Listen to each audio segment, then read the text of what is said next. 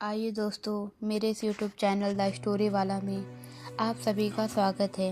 लेखक विनोद कुमार शुक्ल जी के द्वारा लिखी गई उपन्यास दीवार में एक खिड़की रहती थी। दीवार में एक खिड़की रहती थी जो हर बंद दीवार के बीच एक रास्ता होता है।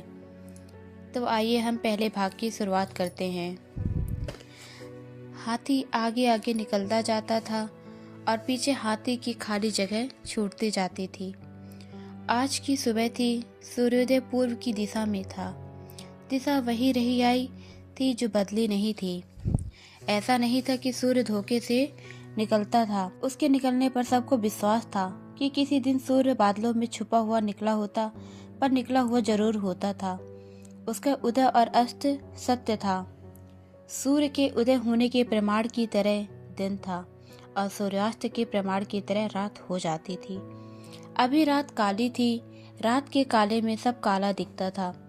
दिन ऐसा पारदर्शी गोरा था जिसमें जो जिस रंग का था वह रंग साफ दिखता था। रघुवर प्रसाद का रंग काला था। बचपन से सुबह उठने पर उन्हें लगता था कि रात उनके शरीर में लगी रह गई है और हाथ मुंह धोकर फिर नहाकर वे कुछ साफ और तरोताजा हो सकेंगे। बीच बीच में महीनों सुबह उठने पर ऐसा लगना छूट जाता था।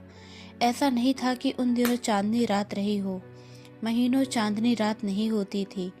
बरस भर उजली रात नहीं होती थी। अगर 2-3 बरस चांदनी रात होती तो उनका रंग उतना काला नहीं होता। रघुवर प्रसाद का रंग इतना काला नहीं था कि उनकी मूंछ उनके शरीर के रंग से मिली जुली होकर स्पष्ट नहीं दिखती हो। रघुवर प्रसाद 22-23 बरस के थे। काले रंग के बाद भी और भी काली भौं और बड़ी बड़ी काली आंखों के कारण वे सुंदर लगते थे। आज के दिन आज की चिड़ियों की चहचहाहट सुनाई दे रही थी। खिड़की से जो पेड़ दिख रहे थे वे आज के पेड़ की तरह दिख रहे थे। आम के पेड़ थे। आम के पेड़ों के बीच वही पुराना नीम का पेड़ आज का पेड़ था। आम के पेड़ों की पत्तियां आज हरी थी जैसे सब पेड़ों की थी। आम में बौर आ गई थी। पेड़ बौर से लदे हुए थे। बौर की गंध में सांस खींचने से मन को चक्कर आ जाता था। पेड़ों में इतनी बौर लगी थी कि जितनी बौर निकलती थी सब निकल गई। जिन्हें अगले वर्ष निकलना था धोखे से इसी वर्ष निकल गई थी। खिड़की से पड़ोस की 6-7 साल की लड़की ने झाँक कर कहा, एक आम का बौर तोड़ दो। लड़की खिड़की के नीचे रखी ईंटों पर खड़ी थी। रघुवर प्रसाद के कमरे में झांकने के लिए पड़ोस के छोटे छोटे बच्चों ने वहां ईंटें जमाई थी। वो बहुत छोटे बच्चे थे, तब भी झांक नहीं पाते थे।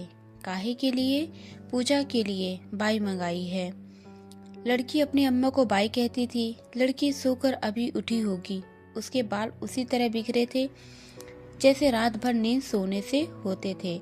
दोनों चोटियों में काले फीते थे। एक चोटी का फीता खुलकर लटका हुआ था। तुम्हारे पिता सो रहे हैं, बाहर गए हैं, 3 दिन बाद आएंगे, तोड़ दो। बाई नहा ली हैं।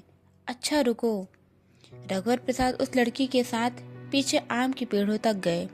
रघुवर प्रसाद को लगा लड़की देर से उनके उठने का रास्ता देख रही होगी। तुम मेरे उठने का रास्ता देख रही थी? हाँ, उठने का रास्ता झांक कर देख रही थी। तुम पहले से उड़ गई थी क्या? रघुवर प्रसाद का वह एक छोटा कमरा था जिसमें झांक कर छोटे बच्चे अंदर उनके रास्ते देखते थे। जैसे वे बैठे होते तो उनके खड़े होने का रास्ता, वे पढ़ रहे होते तो उनके सीटी बजाने का रास्ता, चहलकदमी करते हुए उनके लेट जाने का रास्ता, खाली कमरे में अचानक उनके दिख जाने का रास्ता, उनके चाय बनाने के रास्ते से लेकर हर क्षण का रास्ता। बच्चों के उस तरह देखने से रघुवर प्रसाद को कोई फर्क नहीं पड़ता था। बच्चों के आने से उनके कमरे की 4 दीवारी के अकेलेपन में एक खिड़की और खुल जाती थी। खिड़की से आने वाली हवा से उनको अच्छा लगता था। रघुवर प्रसाद ऊंचे थे। उनका हाथ आसानी से खड़े खड़े बौर तक पहुंच रहा था। फिर वे उस बौर की तरफ हाथ बढ़ा रहे थे जहां उनका हाथ नहीं पहुंच सकता था। वे उछले और बौर की डाली टूट कर उनके हाथ में आ गई, पर एक आग भींचकर वे नीचे बैठ गए। क्या हुआ? लड़की ने पूछा। बौर का फूल झरकर आंख में चला गया। फुक्का मार दूं? रघुवर प्रसाद ने कुछ नहीं कहा। लड़की ने फ्रॉक के छोर को उंगली में गुरमेट कर बांधा और अपनी गर्म सांस से फूका।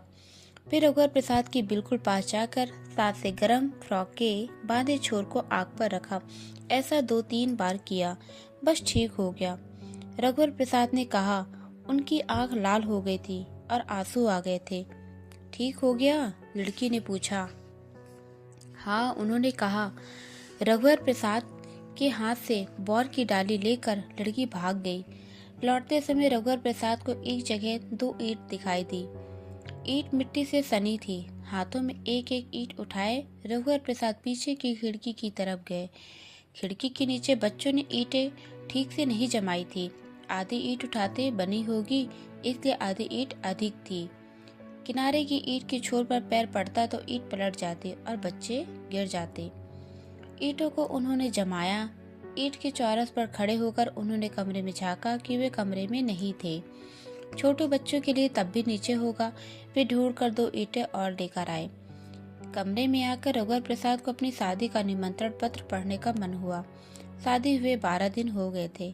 निमंत्रण पत्र खटिया के नीचे पेटी में था। पेटी निकालने के लिए वे नीचे झुके। उन्होंने सुना ग में छोटे ऊ की मात्रा गुड़िया। खिड़की की तरफ उन्होंने देखा। एक बच्चा और बच्ची दोनों की ऊंचाई बराबर थी। खिड़की के नीचे की चौखट तक दोनों की ठुड्डी थी। रघुवर प्रसाद ने उन्हें देखा तो दोनों मुस्कुराए, फिर दोनों हंसने लगे। उनकी हंसी सुनकर नीचे बैठी हुई गुड़िया नाम की लड़की भी खड़ी हो गई। रघुवर प्रसाद ने उसे देखकर कहा, बा में छोटी ऊ की मात्रा बुढ़िया। नहीं, गा में छोटी ऊ की मात्रा गुड़िया। नहीं, बा में छोटी ऊ की मात्रा बुढ़िया।